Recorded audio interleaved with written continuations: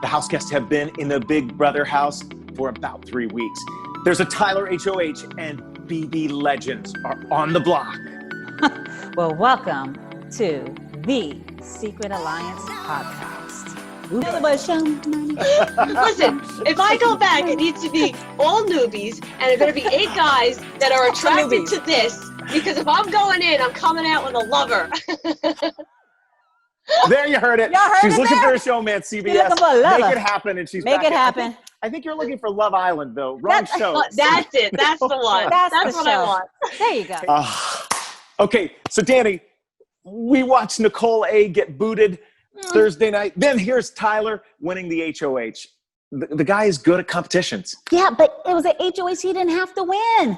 Why would he win it? But I get it. I was just hoping he would have thrown it because he was in such a sweet spot because he wasn't a threat to J-Sar or Janelle and Kaser or to Memphis and I don't know how many alliances they have. Jesus Christ. I feel like there are a lot. An episode of A Beautiful Mind. How many? Okay. So how many alliances right do we now, as of this recording, we have 1, 2, 3, 4, 5 alliances. We've got the committee, which is Tyler and Nicole F. Is that the commission or the committee?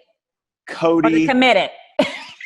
Need to be committed. And then we got Christmas, Dani, and what's his Memphis in there. Yeah. I don't know why. So you got them. And then the core 4 would be Nicole F, Enzo, Cody, and Dani. Everybody's double dipping, triple dipping, quadruple dipping. They dipping all over. They got so many dips, they don't know what to do.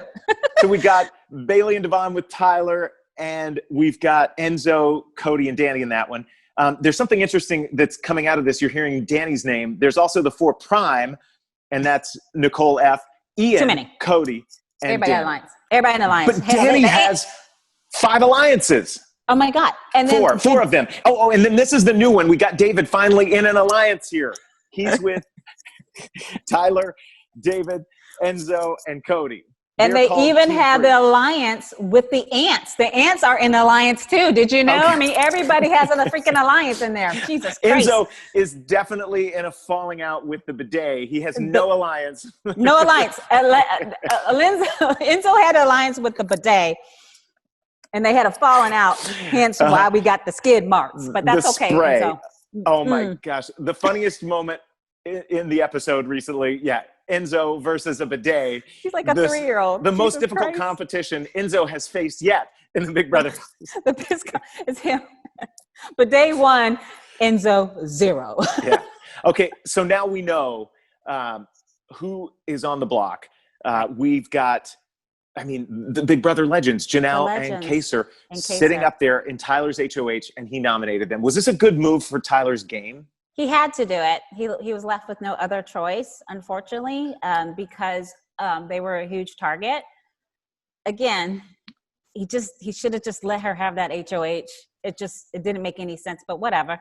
Let somebody else get the blood on their hands in this game. Yeah, it was just so. So now he's exposed, but Tyler's so good at getting out of situations like this.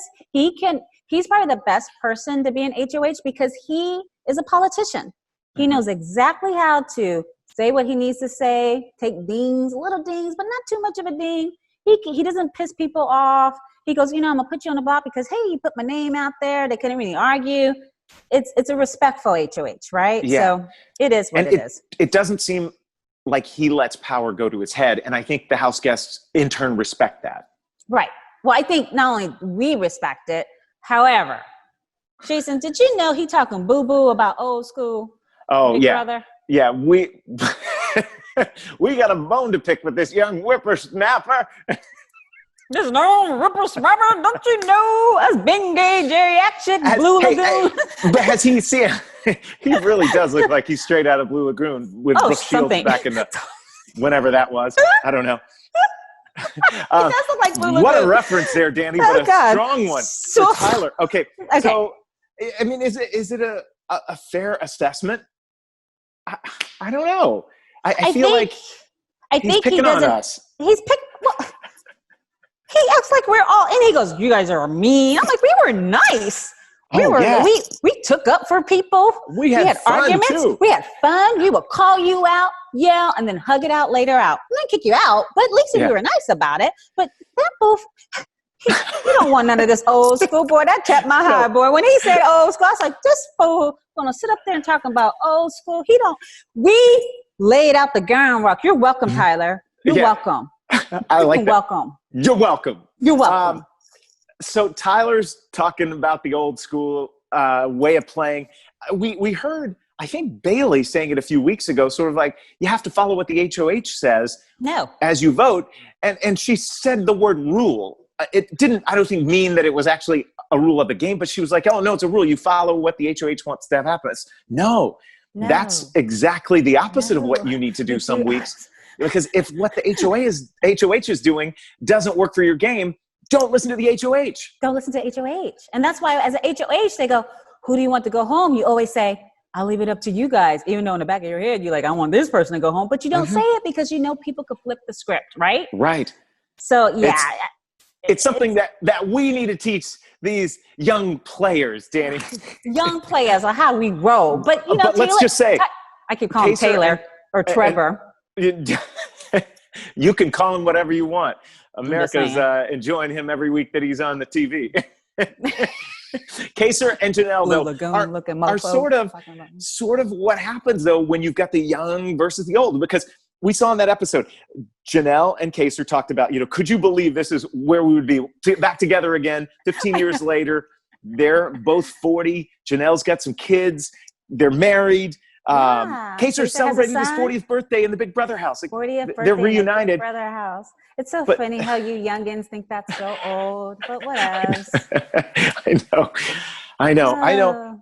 But that was a concern if I had been asked about going back into Big Brother on an all-star season. Like, all of a sudden now you become one of the old guys, and it's tough to overcome that. And that's what Janelle and Kaser are trying to battle. Talking about old guys? You guys are not old.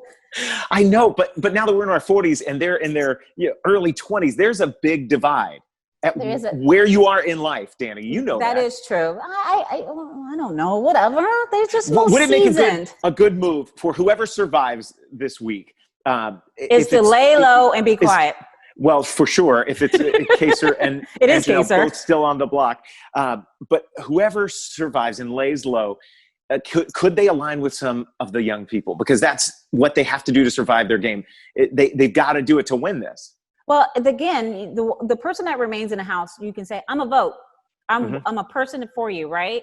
So they can, the problem with, let's keep it straight. We know it's going to be Kaser staying, right? The problem with Kaser, Kaser doesn't know how to work in small groups. He always wants to build a team. He's like, let's build a team. And what happens, he tries to fortitude like certain relationships and build a team, but there's no, just be quiet, Kaser. Sit down, eat your food, be quiet, and just write it out and make your strike when you win a HOH. Because right now he has no power. Right. No matter what when you have no power, you can't say nothing. You have nothing. You don't have anything to offer anybody. You have nothing to give me. So just be quiet until you HOH, then let's talk about it. Right. And we wanted to see Janelle and Kaser maybe win some power this week, try to shake up Tyler's HOH, but Cody, Tyler's boy, right there, won the power of veto. So the noms doesn't seem will get changed. When you noms are staying the same. You guys continue to let these alpha buck men run this house. Whew. Don't let them do it, right? The ladies need to be strong. They need to stand up. They need to come together. And they say, we're getting run. And the guys are going to pick the girls off at some point in time. It's like a psychological warfare in there where we do, or a social experiment. Every time the women. No, I thought you liked your first answer better. Okay, it's like a psychological warfare in there because the problem is men can like grow it out so easily, right? They can be like, we can get together, and they believe each other. Women, we just get all catty sometimes, and it gets. Damn, I'm just upset. I know you wanted this, Danielle, going into the game. You wanted to see the women stay together to be strong, and they're not going to do that. If somehow Janelle pulled a miracle out this week, and she managed to stay. Could she get in with the girls, or is it too far gone? It's too far gone. Okay. At that So point, they won't believe her. She's already been. She goes. They ran with that nasal Nicole thing off the grid. I'll call it nasal Nicole. I don't care. I'll say it to her face. Anyway, they run with that Nicole thing where they have some beef or something, and she can't recoup from that. If I was her, I would go. I mean, what if she has to lose? You don't have anything to lose right now. You might as well make a scene and call people out. Yeah. Make this an uncomfortable week. Maybe you have people go, we should keep her. She's going to keep the target off of us. She's going to keep the target on the box. I am so good. I'd be like, blah, blah, blah. I'd be calling everybody out just like, I don't care. And if she knows any secrets, she should reveal them. Now's the time. Do it. You know she's going home. I'd be like, I need a house meeting. I got something to say. Get your popcorn. Do your tea. Air that dirty laundry. Air that dirty laundry. And I'll be like, yes, girl. Yes. Snatch the soul. Snatch the soul. Snatch the soul. Love it. Now, do you think that with Kaysar and, there was talk during the episode, Janelle, Kaysar, Devon, and Bayleigh in that love room. It really made some of Tyler's alliance and Cody's group get a little nervous. Do you think that Kaysar could work with Devon and Bayleigh at some point? I think he would they work with him? He has to, and I think they will. They will, because one thing about Devon and Bayleigh, they have that intuition where they know someone's being genuine, and Kaysar's just being genuine, and they know for a fact that their group is doing their own thing, and they probably feel like they're on the outskirts, right? So I hope that they'll bring Kaysar in the fold. Maybe Kevin, but Jesus Christ, Lord Jesus, if I see him, I think I'm going to choke him a little bit. He really drives me crazy, but it's just paranoid. I get it. And then possibly, but it's a good. You love him, but also you just want to go get in the game. I love him on a personal level. I loved him on his original season. I'm not a Kevin fan this season at all. Oh, okay. But I get he's paranoid. He's paranoid, and he's making statements that are just ridiculous. But it is what it is. And that's what we say about so many things that happen in the Big Brother house. It is what it is, Dani. It is what it is.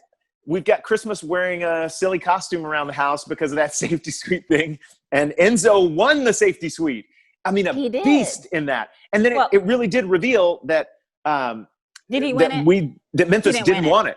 No, when Memphis set his dad bod down. Well, that's what I'm saying. Enzo really was trying to win it. Crunches when he was on that ball. I kept saying, you should really do some like crunches just to, get that dad bod working. Just saying. He didn't want it. No. Everybody else. And he's dangerous. Memphis is the most dangerous player in that house. He's extremely dangerous. He's got a cockiness that it seems people are noticing in that house. So maybe they're going to pay attention to that. They're going to see this. You don't think they're going to go after him first when their group starts to implode? No, he's in such a good spot.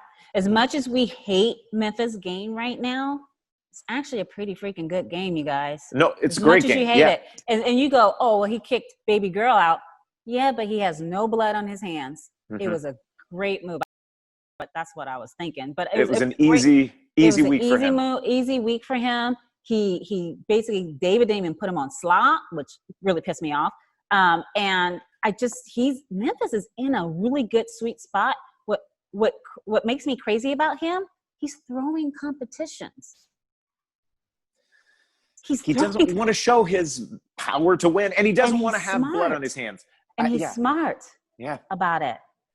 I don't know. I think you're right. You've made a good call that Memphis is playing a better game. You guys than maybe talk we about Dan Giesling all you want, but you guys forget Dan didn't get there by himself, y'all. The Renegades ran that house.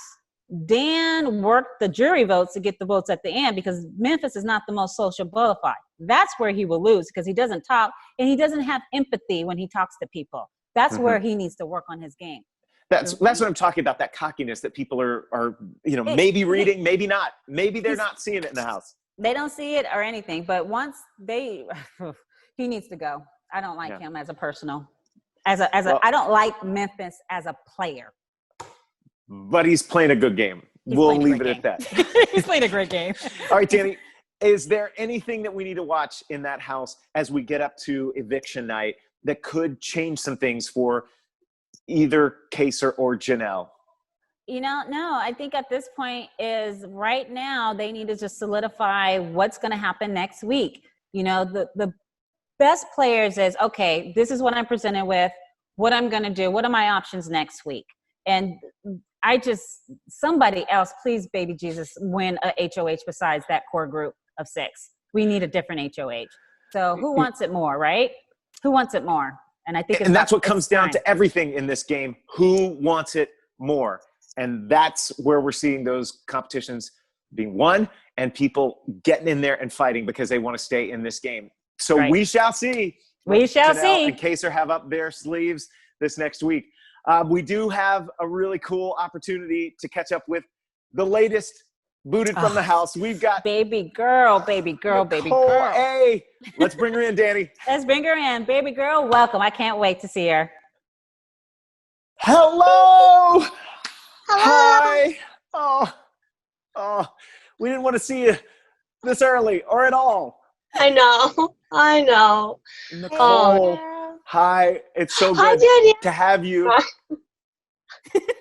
Can we tell you we've been we're rooting for you, obviously, on the show, but we had a little nickname for you. Dani, can you tell her a little bit about that? I called you baby girl. That was my nickname for you. Do you know that? Baby girl? Yeah, no, I just called you baby girl.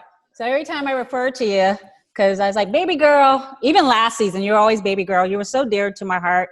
You've been so, I don't think like if you saw me on Twitter, I'm like, baby girl, they messing with baby girl. So I was always, that's my nickname for you. It's endearing. Endearment. So thank you so much. I hope I didn't let you guys down. Well, no. It's okay. You didn't let anybody down. No. You played the game. After you got the boot Thursday night. Yeah. How are you feeling?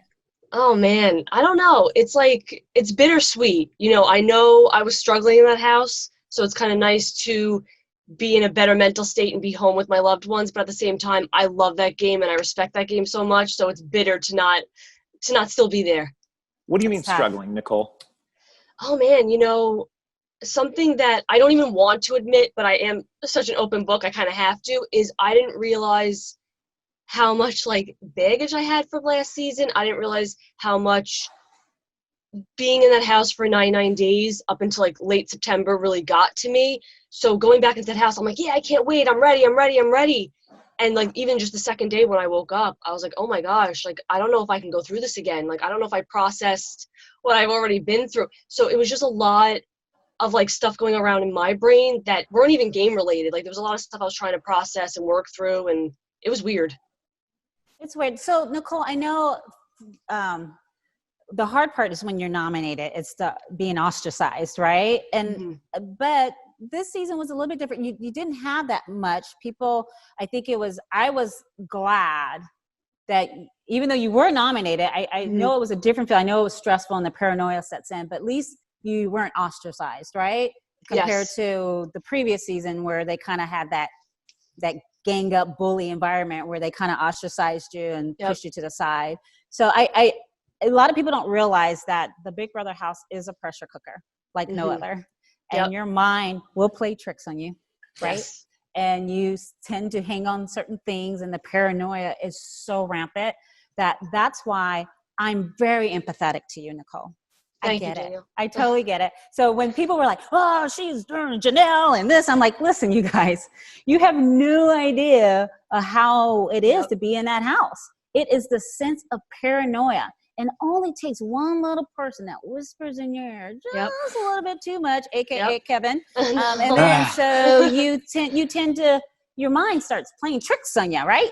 Absolutely. And I think maybe had this been my first season, I wouldn't have fell so badly into that trap. But I will admit, again, I think I was waiting for the other shoe to drop because of last season. I was waiting for people to turn on me. I was waiting for everybody to ostracize me. I was waiting to find out that the people I thought were closest to me were actually messing me up.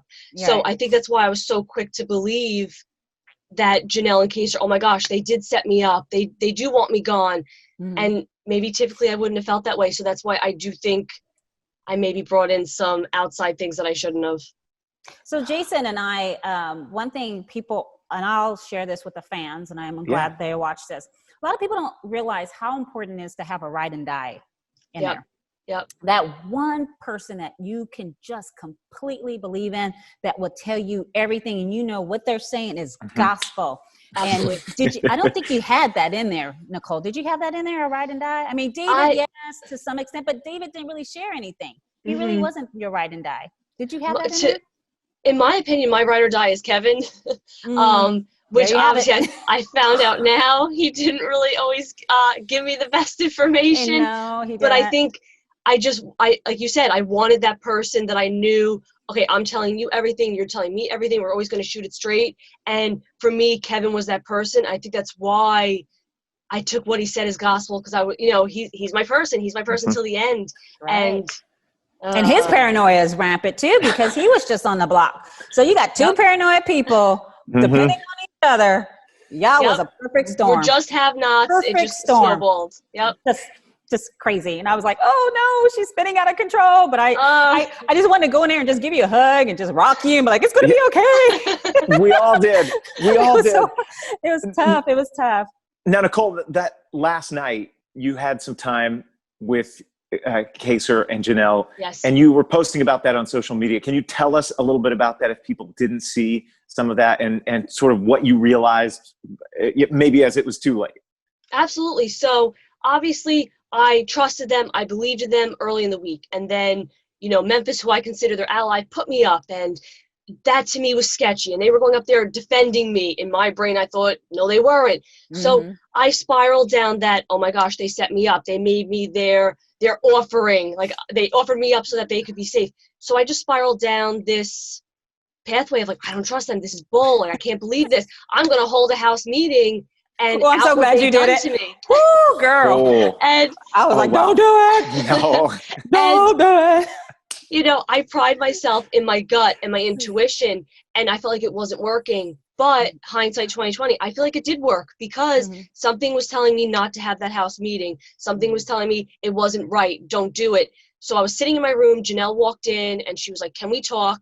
And in my head, I'm like, yeah, let's talk. And I'm going to make it a big house event. Let's do it. Let's do it. And again, my gut took over and was like, no, hear her out and tell her how you've been feeling. And we spoke it out. I told her, I told everybody I'm mad at you. I told everybody I'm targeting you. And her being the amazing, loyal person that she is, something I would do to my ally, she was like, okay, that's all well and good, but I'm still voting to keep you. And that's when I realized, like, wow, they were on my side this entire time. And then I went and had a conversation with Kaser about it. Again, I was very open with him. Hey, I told people I'm mad at you. I told people I'm targeting you. And again, he was understanding as well.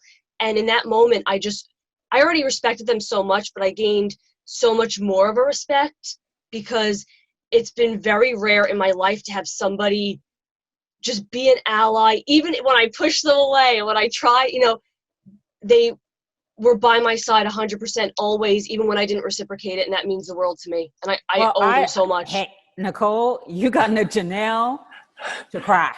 You can get Janelle to cry. I was like, good Lord, she really meant for that girl. So baby girl, listen, don't, people don't understand that it is a game. It is, after everything is done, just reach out to them, hug them, tell them I'm sorry. I was stupid and I love y'all, and it is what it is, right? Absolutely. I mean, you just play the game. So let's talk about some fun things. Okay. Yeah. So have you been a big fan of Big Brother? I have. I have been watching religiously since season 11. Okay. And then I went back prior to the season. I watched season 6. I watched season 10. I rewatched a few seasons. And I'm obsessed with it. And I'm actually proud of myself. I didn't watch my season. And I thought I'd probably never watch again, but I actually sat down and watched the latest episode. It was awkward to see flashbacks to myself and to see my eviction. But it was also like therapeutic, and I was able to watch it as a fan. And that was something I really missed. And I was actually glad to be back in that position. Okay. All right. Well, that is awesome. Yeah. Let me recommend season 3. It was pretty good. 3? It's okay. The ending sucked. I know I haven't watched it yet. But season 3 was okay. Spoiler right? here, we didn't win it. We didn't win it. But it was still good though. It's still good. It's so good. Well, you know, when you look back at 2 seasons, and Danielle has the experience like you, where there are 2 seasons that she can go back to and talk about the experiences. How were these 2 very different for you? All Stars this summer and then the previous summer. Oh gosh, so different, positives and negatives. Like you guys said, last season there were moments of being ostracized and being left alone. Nobody wants to talk. Whereas this season that didn't happen when I was on the block. However, there's also a different air. Like last season, regardless of what we were, and we were a lot of things, we had group dinners, we had group dance parties, we had group fashion shows. We were always together, laying on each other like puppies, talking about life, talking about our families. This group is everything's to the chest, even personal stories, even jokes. There's not a lot of family dinners. There's not a lot of group hangout sessions. The house is often silent, and that's not something I'm used to. So whereas last season had negatives, last season also had this odd familial, yes, it was dysfunctional, but a more familial vibe. And maybe because I wasn't there long enough, but I feel like this house is very quiet and very whisper, let's not all hang out. And it's kind of weird. Do you feel relieved to get out of it? Oh, of course. Oh, a little bit, yeah. And I feel like that's so disrespectful to the game to say, because I love that game so much. Don't be ashamed. Yeah. But like it's almost like like I went through the worst thing. I got evicted, and my worst case scenario is I'm home, I'm with my family, I'm with my dogs. And that's worst case scenario. Like, right? And you're still alive. Yeah. It's not the end of the world, right? Because it is just a game. I know It's it feels just a like game. when you're in there that somebody has almost passed away. Yeah. But then you come back out to the real world, and here we are. It is like death. People consider it like death, pretty much. It right? is like You're death. going to see them again in a few months. Yeah, it's weird though. Okay, Nicole, let's talk about those house guests, because we want to just quickly get maybe a word or a little thought that pops to mind. We've been doing this. Last week we did this with Keisha. We'll just go down the list here. What about Christmas? Christmas. She's intense. She's intense in the best possible way. She's a beast competition wise, but when she gives you motivational words, she gives you motivational words. What about David? David! I love Buggy. He is so driven and so passionate. And I want to see him go so far. Okay. Dani, real. Yes, it's a game, but she related to me on a personal level and actually like meant what she said before I left. Mm-hmm. Cody, when I think of Cody, I think of gorgeous, but he's also like a comp beast, but he's also very slick. Okay. How about Kevin? Is the best. I know he's paranoid, but I'm biased. Okay. You still love him though after all this? Yes. Okay. Yes, how because about I get it. Tyler could win it. I honestly think he could win it. I think he has a great social game, great competitive, everything. I think super smart. Very smart. Let's go Bayleigh. Bayleigh, oh my gosh. Another one, very real. She would talk to me. She did yoga with me, and those little sparks of like real life where she helped me cope with that game. Like she's like a coping mechanism. She's good people. How about the other Nicole? Another Nicole. That's tough. You know, her and I had a lot of just. That was a long pause, Nicole. That's a long pause, baby girl. No, because I know what I said in the last interview, and I didn't mean it the way it came out. So I'm trying to be careful how I word it this time. I think her and I are very similar, but also very different, which is kind of very contradictory. And she was quick and scooped people up before I could, and I have to commend it. It's frustrating, but I have to commend it. Which is quite funny because she won, but that's neither here or there. Go ahead, Jason. You have more? Okay. How about Memphis? Oh, Memphis. Oh, you stuck it to him on that speech. When you gave that speech, I was like, get him, baby girl. Get him, baby girl. You should have flipped your hair off. I know. Crossed your legs. I said, I see you. Yeah, all right, go ahead. I see him. He just, the man thinks he's an alpha, and I hope he's more humble in real life, and that's what I'll say. I don't want to judge him in real life. I only know him from that game, and I just hope in real life he comes around and we can actually have a conversation, because to be honest, the man looked through me every time, never wanted to talk to me, and it's unfortunate. Yeah. What about Enzo? Enzo! Hysterical. Enzo needs some baby wipes. That's what Enzo needs, some baby wipes. Go ahead. I'll say it. Go ahead, baby girl. He is hysterical. That bidet ain't helping Enzo. Go ahead. It ain't helping. He is like, I think like Cody said it in the episode, he's like having a child in the house, but not, I don't mean that in a condescending way. I mean that in the best possible way. Like, he's so funny. He's entertaining. He's a goofball.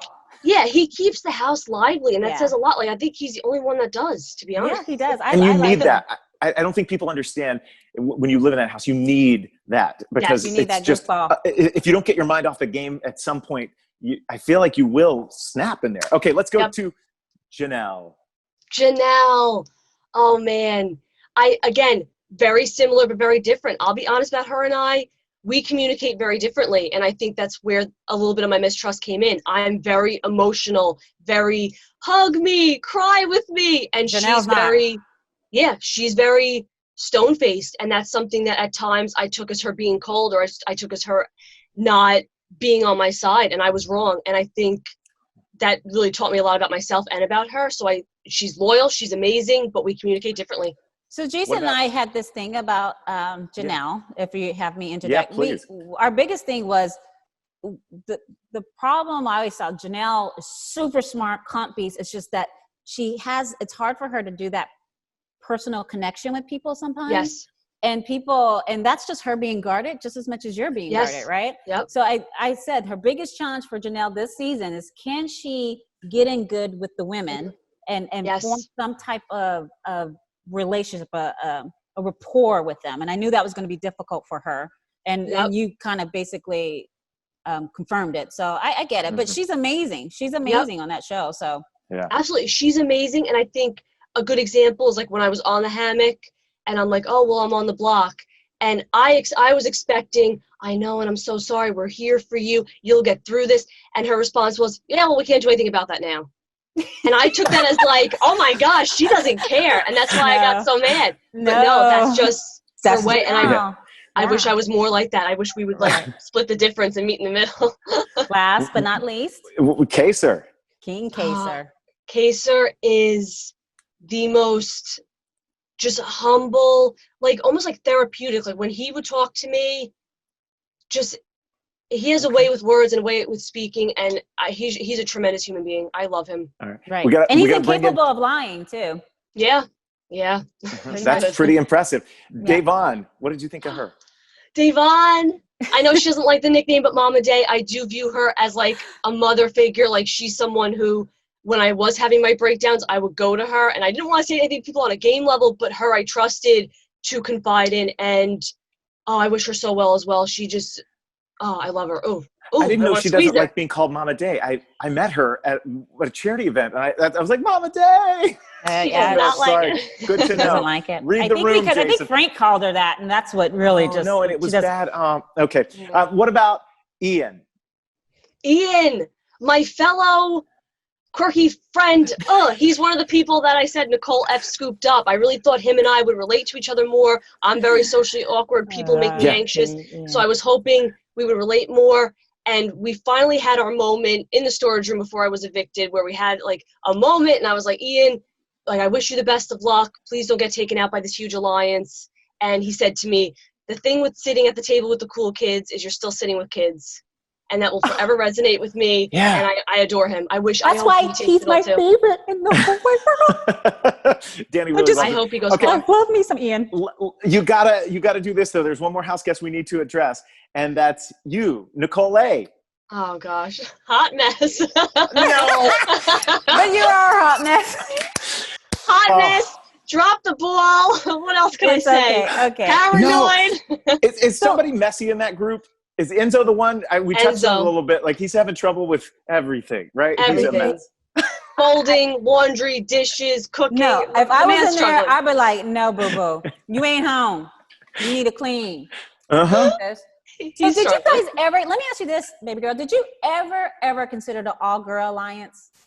Was that ever a topic with you ladies at all? So walking in the house with Janelle, Keisha, and Bayleigh, I'm like, okay, these three girls, like, I really like them. Like, this would be great. And then I saw Davon. I'm like, this is going to be really great. And I think because I connected so much with Kevin, that kind of fell through a little bit when Kevin was on the block next to Keisha, and because I thought Keisha, Memphis, Janelle, and Keisha were a Final Four. So that kind of fell through, and then I had Janelle, but I saw how Nicole and Dani were already so far gone. Christmas gave me nothing, so I was like, yeah, this ain't happening. So let me ask you this question. Who's your favorite player in the house right now? Oh man, okay, so my bias or like who I think will win? I want to know your bias. Who you I want like. to know, as a fan player, who's your favorite person in the house right now? Oh gosh, as a fan, as a player, having lived with them, it's so biased. Kevin, although I know he's paranoid, but he's my final two. When someone's your final two, as he would say, until the wheels fall off. All right, let's go to the other side of the spectrum. Who's your least favorite player in the house? Who do you want to see walk out the door next week, right? You're like, yes, take that, sucker. I have to be a little like, come on, give it to me. It's Memphis, because I want him to see. I need him to see that he wasted his HOH getting me out. When I meant what I said to him, I'm loyal. I repay it back. If you keep me safe, I will keep you safe. I meant that. People know that's how I am.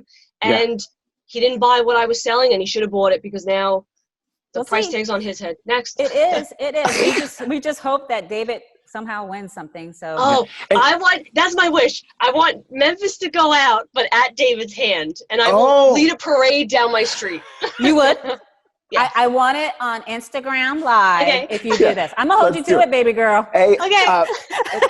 She said okay. Is Kevin your pick to win it all, though, Nicole, or do you have somebody else that you think really is set up to win this game? So ideally, I want Kevin and David final two. I'm biased. That's just my wish. Do I think it will happen? I'm not sure. Who I think will get there, who I want to get there, I think Tyler and Dani have a very good chance of being final two, but I also very much want to see Ian. If Ian won it again, I'd be so proud, so happy. I love him so much. Oh my God, I know, he's awesome. He's like my all-time favorite house guest in the whole wide world. Like, seriously, before we let you go, because you've got a lot of this, Nikki, tell us about your podcast, because you're a podcaster. That's who you became from last summer till now.